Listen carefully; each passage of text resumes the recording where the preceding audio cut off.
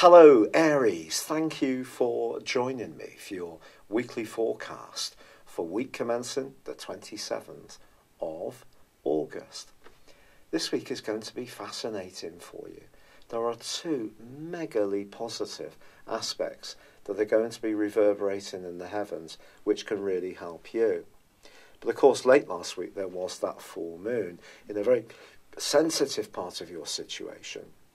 If you can tune into your sixth sense and be prepared to be of assistance to others, you could have a real stroke of fortune this week.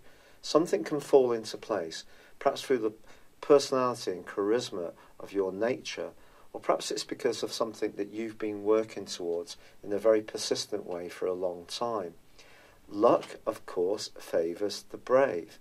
And luck was what the traditional concept of astrology was really framed upon. Of course, as serious astrology has become more popular, we all know it's what we do, it's our personal responsibility, which has the greatest impact of all. But I think this week really does give you an opportunity to flow into a situation as long as you're attuned to others and the politics, the give and take of receiving and also sacrificing. And if that is the case for you, your personality power, your charisma, and also your determination can work well for you. And part of this is coming from the fact that Jupiter and Pluto are cooperating absolutely fabulously. Pluto is about power. Sometimes we can use power in a negative way. In other words, we kind of cut across people's rights. We're impatient.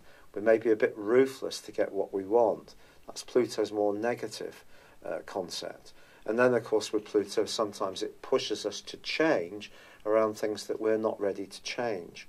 Now, this particular combination can see change just happen in a natural, very symbiotic way.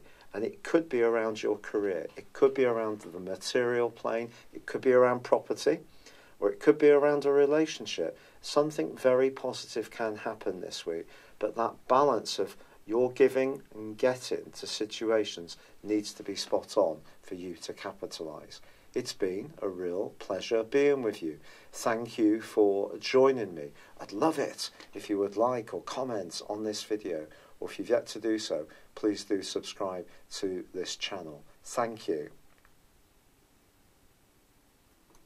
Hello Aries, thank you for joining me for your Sun or Ascendant forecast for the month of August. Now there's going to be a lot of talk amongst the YouTube astrological community about all the retrogrades that are occurring this month. But you know, the three higher octave planets of Uranus, Neptune and Pluto, they go into a 5.5 month retrograde every year, so there's nothing new there. Of course, Mercury is tracking backwards to the 18th in the sign of Aquarius. It's true the North Node is inverting in Leo in 3 sections of retrograde. But I think the most important retrograde, to be honest, concerns your ruling planet of Mars. Now, Mars is all about feist. It's about getting things going. It's about getting on the front foot. It can be impulsive, of course. It gives us the energy to take risks, to be bold. And for the first 3 weeks of this month, it is in a square with Uranus. Now, if this rings a bell, that's because it first occurred in May of this year, and it's been happening off and on since then. This is one of those aggravating kind of aspects, because if you think about it, Mars is pretty impatient anyway. Uranus is very restless.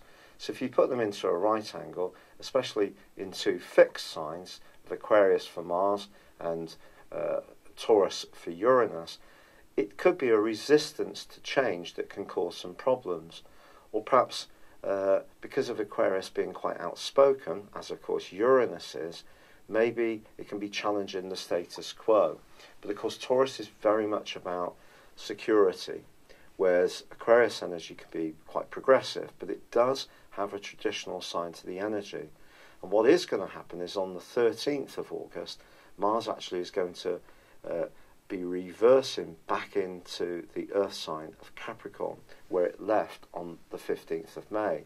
But the square still continues because in a disassociate basis, they're still at right angles within 3 degrees. So I think frustration could be a bit of an issue, particularly if a financial project isn't going quite to plan, or you're expecting someone to be a bit fair and above board. You could meet someone who's not, or perhaps you might have to be flexible about some of your plans and think on your feet. But when it comes to money, the Sun actually, which is in a brilliant part of your horoscope through to the 22nd, is actually forging a right angle with Jupiter from the 3rd through to the 10th. Jupiter, of course, is about expansion. It is about the big picture, and of course it can be about fortune. Now, I have Sun square Jupiter in my natal horoscope, so I think the default for this particular aspect is one of optimism. But it can at times be over-optimistic. It can be very generous.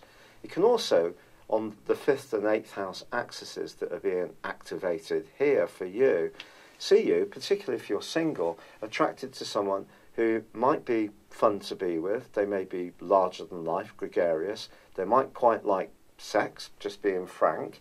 And they might also be someone who's interested in some kind of business project. So if you are attracted to anything from the 3rd to the 10th, I think the issue really is to not see it as being a real definite win, but really check it out. Keep your feet on the ground, essentially, is the message. Now, on the 7th, Venus, the planet of love, moves into your opposite sign. This is about as sweet as it gets, to be honest, for you. And through to the end of the month, Venus is going to be in this location. And it's just asking you to try, at times, to use a more harmonising approach to relationships, which is ironic because Uranus and Mars clashing is just about as rebellious as it gets. But with there being a partial solar eclipse in Leo on the 11th, your enthusiasm, your warmth of personality can radiate out to people. And if you are single, I think Venus moving into this area can attract people to you. So I guess even if you are being a bit more militant in some situations, you still have an opportunity to be more harmonising in others.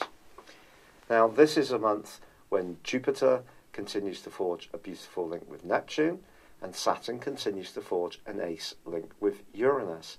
So despite the retrogrades that are going on, there's the potential for enhanced spiritual awareness from Jupiter and Neptune, a rising of consciousness.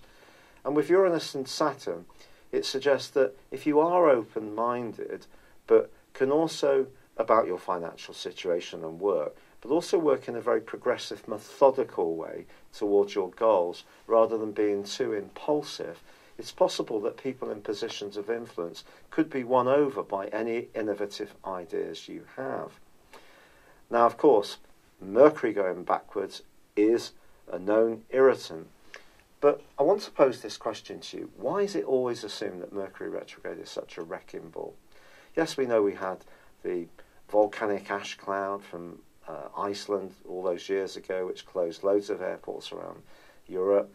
We've had countless blockades in French ports. I'm aware of that because I love going to France, and I like going on the ferry too. So that often seems to happen when Mercury is retrograde, or we get air traffic controllers often applying a bit of pressure. And even later this week, because I'm recording this more towards the end of July, because as you know I haven't been very well, there is the threat of strike action to Ryanair cabin crew and also flight crew because of Ryanair's resistance to unionisation. So these kind of things do definitely happen when Mercury is retrograde, and through to the 18th it is possible that a date could be cancelled, or someone that seems to be red hot interested in you could suddenly be in and out of your life in a blink. Or it's possible that something creative that you're planning isn't going to flow along as much as it could do. But Mercury retrograde is also an opportunity to repair and mend. So if you are someone who's particularly inventive and loves artistry and you have a great deal of flair, this could be a chance for you to go back to something that you've started but then kind of put to one side and re-engage with it. It could also be possible that you will meet again someone you used to be attracted to romantically. So don't see it as being binary, that it's only negative. It can actually be really positive as well in my experience, although obviously it can create some frustrations. And what all of us can only do is to control the things carefully that we can influence. And that means making sure that we're precise in our paperwork, our text messages, answering things promptly, and all that kind of stuff. And, you know, that's it. We can only influence it to a degree, but I do feel there's an opportunity to make improvements too. So try to bring that into your mental approach this month. Now, the partial solar eclipse in Leo is going to give you a lot of boost of energy in the last half of this year. And it is about trying to make the most of your talents. Now, with the North Node in Leo, despite its inverted retrograde, if you like, 3 times this month, it's going to be with you until late this year. So do use this to make hay. If you are someone who's wanting to do more, to up the amount of activity you have with other people, and to be playful and fun and interact and find ways to do things in an imaginative way, then certainly go for it. Use this partial solar eclipse very much to your advantage.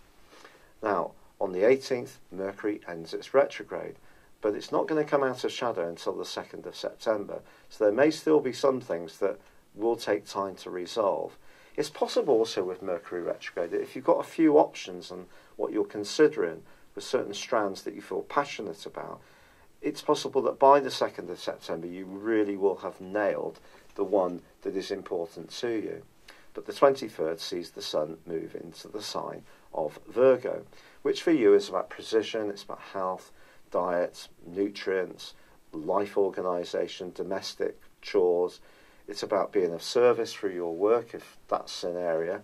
And it's also about creating all that, converting all that creativity that is possible to come to the fore this month into something more workable. So form and function. So that becomes a bit of a theme towards the end of this month, particularly on the back of the full moon, which occurs in Pisces on the 26th.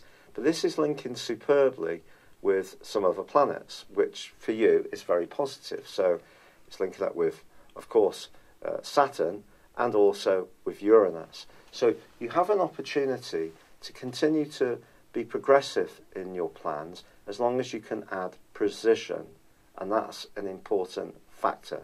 So this is a month which I think has got huge possibilities. There can be some frustration with Mars square Uranus. I'm not going to deny it.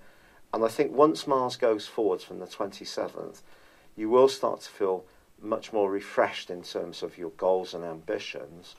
But don't see all these retrogrades as being a big no-no. See this month as full of opportunities. I'm really sorry to get the video late to you this month. I'm doing a little bit better, but I am having some flares on certain days, which basically render it very difficult to do much at all. So I really appreciate all your support. It's been incredible. It means so much to me. And hopefully I'll get back to doing these a bit longer and a bit more in advance before too long, as the medication for the rheumatoid arthritis starts to kick in and all the lifestyle changes that I'm adopting too.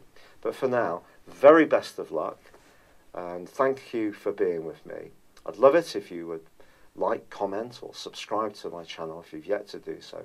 But for now, good luck and goodbye. Hello, thank you so much for watching my video. I'd love you to join me at my Horoscope Ace app. You can find this at www.horoscope-ace.com. You can use it through Android, iOS, Apple or Facebook. Check out your ascendant or your moon sign, or download your free birth chart. There's all your favourite videos, plus there are daily, weekly, monthly and yearly horoscopes for general, love, Chinese and Indian astrology. If your passion is tarot, there's my brilliant 3-card money or love tarot readings too. And it's all there at www.horoscope-ace.com. Thank you.